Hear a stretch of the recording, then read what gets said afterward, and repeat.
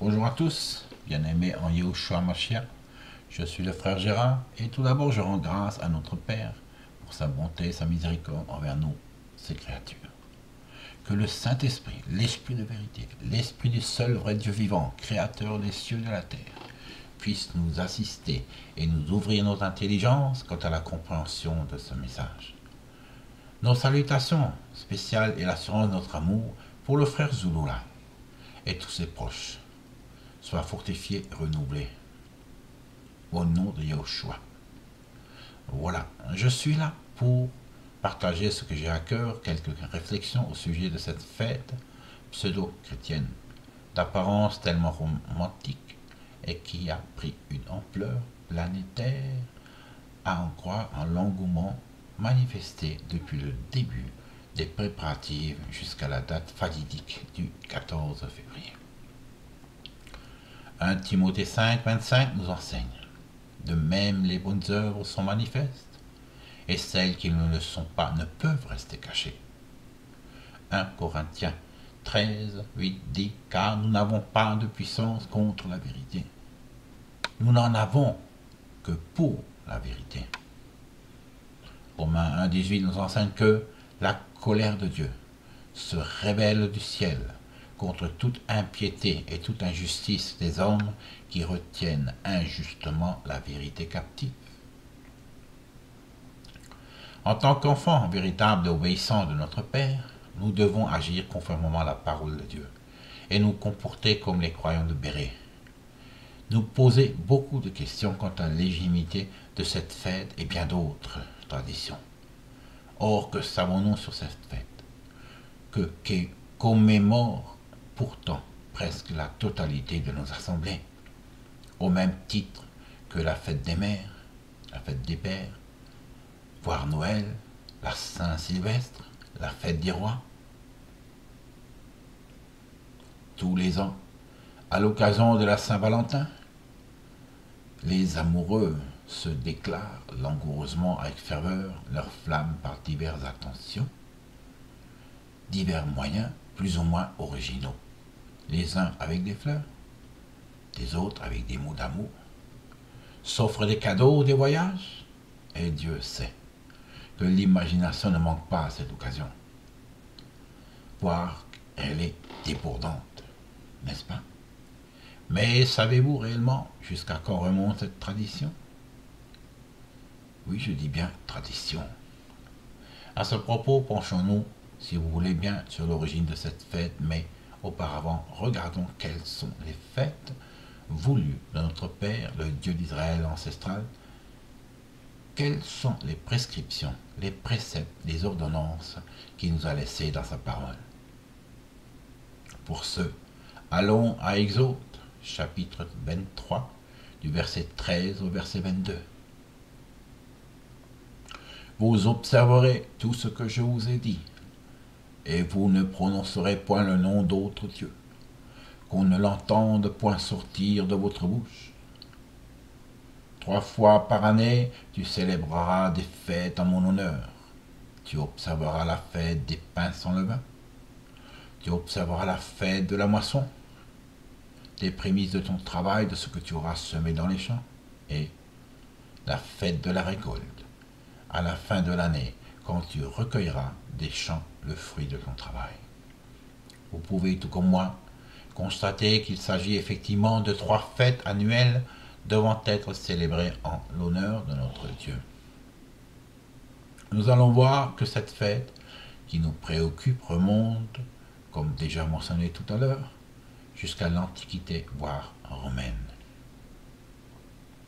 La date à laquelle est célébrée la Saint-Valentin est en réalité un héritage de la Rome antique.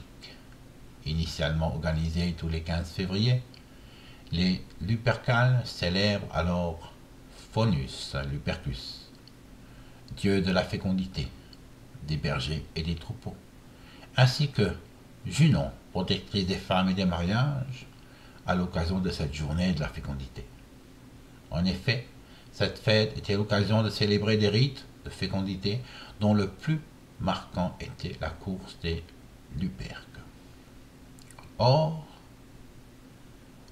À ce sujet, nous savons que par la commémoration de cette fête, nous désobéissons à l'ordonnance du verset 13 d'Exode 23, où il est dit que tu ne prononceras point le nom d'autre Dieu. Le rite de purification organisé à la fin de l'année romaine, qui commence le 1er mars, cette fête se déroulait en 3 étapes. Tout d'abord, les prêtres sacrifiaient un bouc dans la grotte du Lupercal, au flanc du mont Palatin, où, selon la légende, la louve à l'état les fondateurs de Rome, Romulus et Rémus. Ils enduisent ensuite de jeunes gens à moitié nus, issus des familles nobles, du sang du sacrifice dans ce cérémonial qui symbolise la purification des bergers. Il s'ensuit la course des Luperques, pendant laquelle les prêtres et les jeunes gens, couverts de la peau des bêtes sacrifiées, courent dans les rues de la ville et fouettent les passants avec des lanières découpées dans la peau du même animal. Les femmes en particulier se placent sur le trajet, dans l'espoir d'avoir une grossesse heureuse et un accouchement sans douleur. Enfin, les célébrations se terminent par un grand banquet, au cours duquel les jeunes hommes tirent en sort leur compagne pour la soirée. En d'autres termes, la fornication autorisée et organisée. Bien que cette pratique abominable pouvait déboucher sur la formation de couples durables et menant au mariage. Aucune source écrite de l'époque n'atteste la légende qui raconte que le Saint Valentin n'a été institué par l'Église que pour contrer les fêtes païennes. Seule certitude, à la fin du 5e siècle, les Lupercales sont l'un des derniers rites païens encore observés dans une Rome majoritairement chrétienne. Le pape Gélas Ier envoie alors une lettre contre les Lupercales au sénateur Andromaque, qui manifestait un certain attachement à cette fête traditionnelle. Dans cette lettre, il critique les comportements immoraux qui ont lieu pendant cette célébration des Lupercales.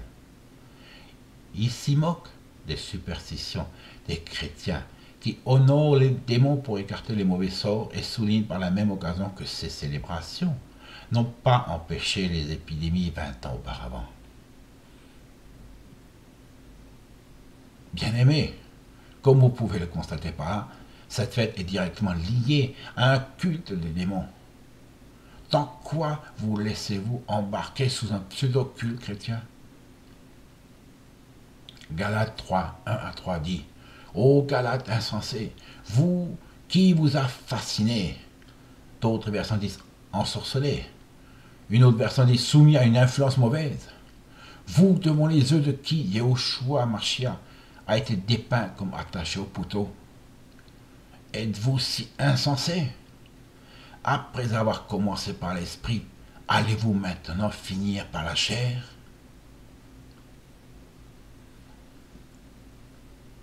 Cependant, contrairement à certaines idées reçues, le pape n'a pas interdit cette fête païenne.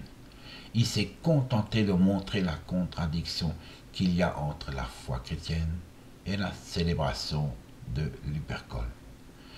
Gélas Ier choisit de commémorer le 14 février Saint-Valentin, qui devient le saint patron des amoureux.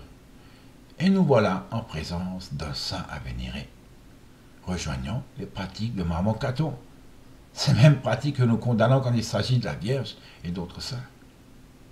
Cela dit en passant, la date de cette fête est également associée au pogrom perpétué à Strasbourg contre les Juifs au nombre de 900 sur 1800 habitants de la ville, habitants juifs, je dis, en date du 14 février 1349. Selon ce que nous révèle l'histoire, il y aurait confusion entre deux Valentins. Nous allons essayer de voir plus précisément. Nous savons d'ores et déjà que vénérer un saint quelconque relève inéluctablement, immanquablement à pratiquer l'idolâtrie et l'adultère au même titre que les chrétiens qui, de par leur superstition, honorent les démons pour écarter les mauvais sorts. Comme si notre Père, le seul vrai Dieu vivant et tout-puissant, n'était pas capable de nous protéger. Oh, combien de pasteurs, combien de dirigeants d'église nous entraînent dans ces propos, dans ces falsifications d'adoration de démons. Parlons de Valentin de Réti. Son association avec la fête des amoureux résulte d'une confusion avec ses homonymes. Évêque missionnaire qui vécut en Rétie dans les Alpes centrales, il est célébré en Allemagne tous les 14 février. D'abord moine dans un monastère, il fait construire une église à Maïs où il a vécu toute sa vie. Protecteur des épileptiques, il était généralement représenté qu'un enfant épileptique étendu à ses pieds. Le lien avec la fête des amoureux provient cette fois encore d'une confusion qui remonte certainement au Moyen-Âge. Saint Valentin. Ce personnage, avant d'être saint, est un prêtre romain du nom de Valentin, vivant sous le règne de l'empereur Claude II au IIIe siècle après J.C. Rome était alors engagée dans des campagnes militaires sanglantes et impopulaires. Claude, également surnommé Claude le Cruel, ayant difficulté à recruter des soldats pour rejoindre ses légions, décida d'interdire le mariage pensant que la raison pour laquelle les Romains refusaient de combattre était leur attachement à leurs femmes et foyers respectifs. Malgré les ordres de l'empereur, Saint Valentin continua pourtant de célébrer des mariages. Lorsque Claude II apprit l'existence de ces mariages secrets, il fit emprisonner Valentin. C'est pendant son séjour en prison que Valentin fit la connaissance de la fille de son geôlier, une fille aveugle qui, dit-on, il redonna la vue et adressa une lettre avant d'être décapité, signée Ton Valentin. Ce n'est que plusieurs siècles plus tard, une fois l'Empire romain déchu, qu'il fut canonisé en l'honneur de son sacrifice pour l'amour. Cette époque est en effet celle où une vaste entreprise de transformation des fêtes païennes en fêtes chrétiennes est menée par l'Église catholique. Or, toutes ces pratiques de nature obscène n'étaient pas pour plaire aux saints pères de l'Église primitive qui instaurèrent donc une fête particulière en l'honneur de Saint Valentin, mort le 14 février vers 270, selon les récits. Une autre origine de la Saint-Valentin enfin remonte au Moyen-Âge. On dit en effet qu'à cette époque, une croyance se répandit en France et en Angleterre, selon laquelle la saison des amours chez les oiseaux débutait le 14 février et que, prenant exemple sur eux, les hommes trouvèrent ce jour propice à la déclaration amoureuse. Donc c'est ainsi que depuis, à la Saint-Valentin, chaque Valentin cherche sa Valentine pour mieux recouler au printemps. Donc, suite à tout cela, et voir bien plus si nous donnions la peine d'approfondir, il n'y a vraiment pas de quoi se pavaner. En célébrant cette fête ô combien païenne et blasphématoire envers notre Dieu, le Dieu véritable, le Dieu créateur des cieux et de la terre, le Père céleste, qui, je vous rappelle, est un Dieu très jaloux, et qui ne partage nullement sa gloire avec qui que ce soit. Matthieu 23, 13. Malheur à vous, scribes et pharisiens hypocrites, parce que vous fermez aux hommes le royaume des cieux, vous n'y entrez pas vous-même, et vous n'y laissez pas entrer ceux qui veulent entrer. Malheur à vous, scribes et pharisiens hypocrites, parce que vous dévorez les maisons des veuves, et que vous faites pour l'apparence de longues prières. À cause de cela, vous serez jugés plus sévèrement. Malheur à vous, scribes, pharisiens hypocrites, parce que vous courez la mer et la terre pour faire un prosélyte, et quand il est devenu, vous en faites un fils de la gêne 2 fois plus que vous-même. Zacharie 11, 17 nous dit, malheur au pasteur de néant, malheur au pasteur indigne, qui abandonne le troupeau, que l'épée tombe sur son bras et son œil droit, que son bras se dessèche et que son œil droit s'éteigne entièrement. Alors que dire de plus?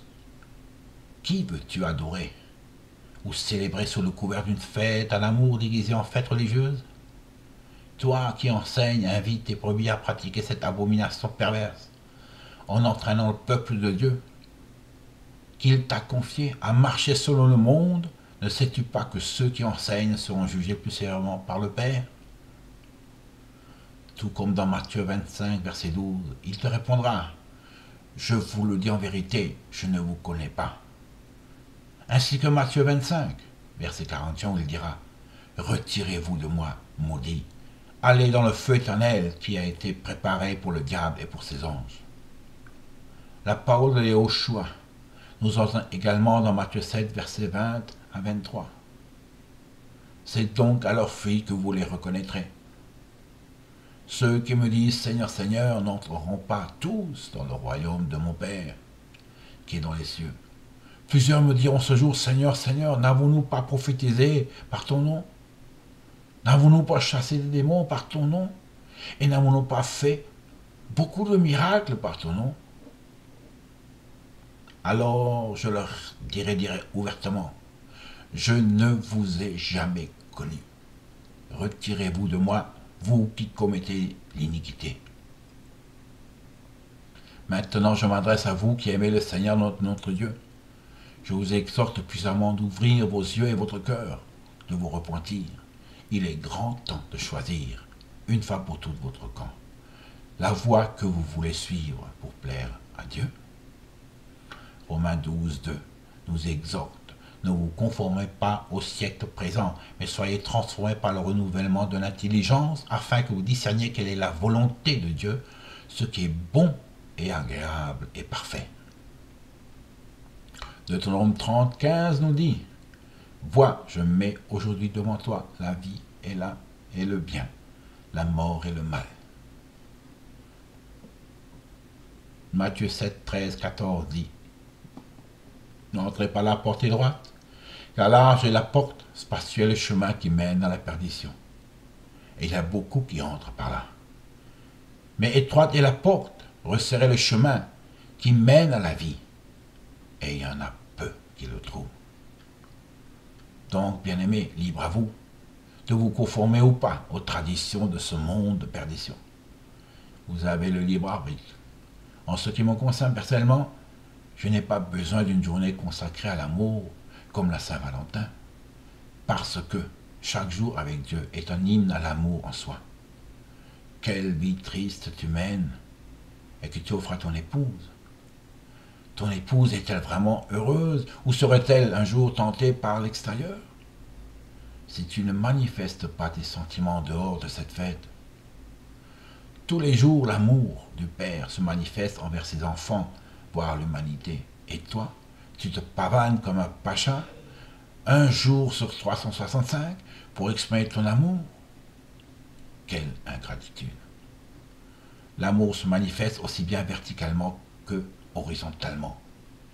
Dieu le Père nous aime et nous lui rendons cet amour, c'est verticalement. Puis, l'amour dont tu es rempli se répand alors tout autour de toi et par toi, par l'amour de Dieu dont tu es rempli par Yahushua Mashiach, le premier-né. Nous voyons l'impact qui produit la repentance, reconnaissance d'adoration, la transformation en onde se fait et se répand sur notre entourage. Donc, en résumé, aucun saint, personne en dehors de notre Père ne peut et ne pourra jamais être célébré pour son amour. L'amour, c'est comme un feu qui, faute de combustible, va s'éteindre. De même que tu nourris ton âme par la parole du Père afin qu'elle vive, de même tu dois nourrir ton corps pour ne pas mourir. Ainsi en est-il aussi pour l'amour. Jour après jour, entretiens cette flamme et tu seras heureux.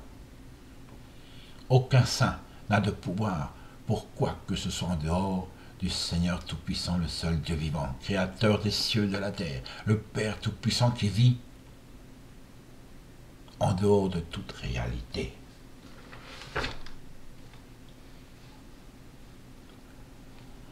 Sur ce, je rends toute la gloire à notre Père, le Dieu vivant, le Dieu d'Israël, pour avoir donné la patience à écouter.